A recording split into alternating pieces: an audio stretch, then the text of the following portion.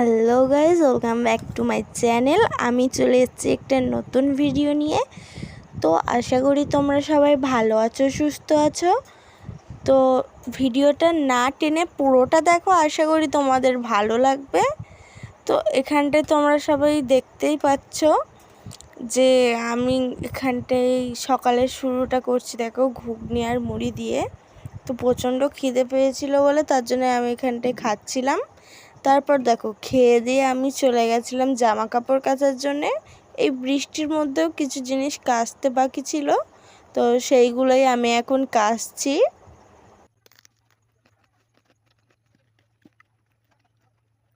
তো এখানটায় আমার জামা কাপড় কাচা হয়ে গেছে, তার জন্য দেখো আমি এখন চলে যাচ্ছি জামা কাপড়গুলো ধোয়ার জন্য পুকুরে।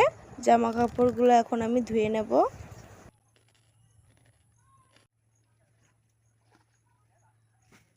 আর এখানটায় না কাপড় ধুতে ধুতে হাত থেকে ফসকে কাপড়টা চলে যাচ্ছিলো মাঝখানের দিকে।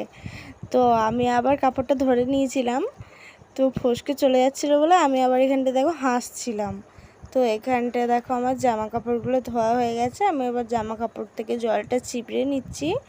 তো চিপড়ে নিয়ে দেখো এখন আমি চলে যাচ্ছি জামা কাপড়গুলো মেলার জন্যে।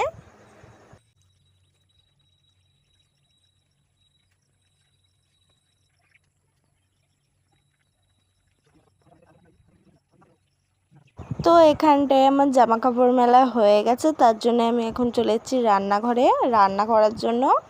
তো দেখো আমি রান্নাঘরে চলে এসেছি। এখন দেখো আমি বাঁধাকপিটা কুটে নিচ্ছি, কারণ আজকে বাঁধাকপির একটা চচ্চড়ি হবে। তো তার জন্য আমি এখানটা বাঁধাকপিটা কুটে নিচ্ছি।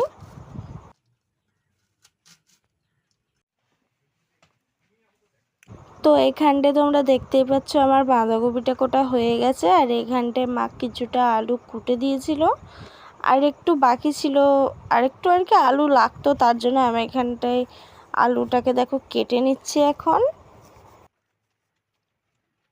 তো আমি এখন দেখো উনুনটা ধরিয়ে দিয়ে চচ্চড়িটা করার জন্য কড়া বসিয়ে দিয়েছি, আর এখন আমি চচ্চড়িটা তুলছিলাম। আর এখানটা দেখো আমার বলতে গেলে অর্ধেক রান্না হয়েই এসছিল।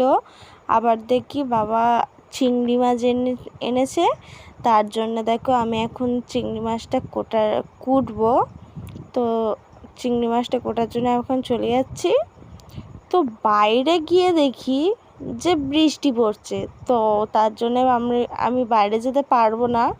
তো এখানেই আমাকে চিংড়ি মাছটা করতে হবে, তার জন্য এখানটায় চিংড়ি মাছটা রেখে দিলাম। আর দেখো আমি একটা ছোটো ঝুড়ি নিয়ে চলে এসেছি, কারণ চিংড়ি মাছগুলো কুটে সেখানটায় রাখতে হবে। তো এখন দেখো আমার চিংড়ি মাছগুলো কোটা হয়ে গেছে, আর চিংড়ি মাছগুলো ধুয়েও নিয়েছি। এবার চিংড়ি মাছগুলোকে ভাজবো। তো দেখো এখানটায় আমি চিংড়ি মাছগুলোকে ভাজতেও দিয়ে দিয়েছি। তো এখন চিংড়ি মাছগুলোকে ভাজা করে তারপরে চচ্চড়িতে দেব।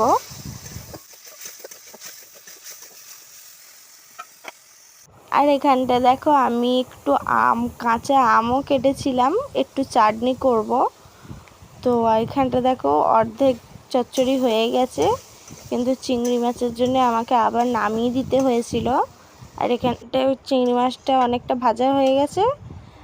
আর এখানটায় দেখো আমি চচ্চড়িটা আবার তুলে দিয়েছি, আর এতে চিংড়ি মাছও দিয়ে দিয়েছি। আর এখানটায় কিছু চিংড়ি মাছ রেখে দিয়েছি চিংড়ি মাছ মাখা করব বলে। তো ভিডিওটা যদি ভালো লেগে থাকে তাহলে লাইক কমেন্ট শেয়ার করে দাও। আর হ্যাঁ, সাবস্ক্রাইব করতে ভুলো না। তো আবার আসছি পরের ভিডিওয়।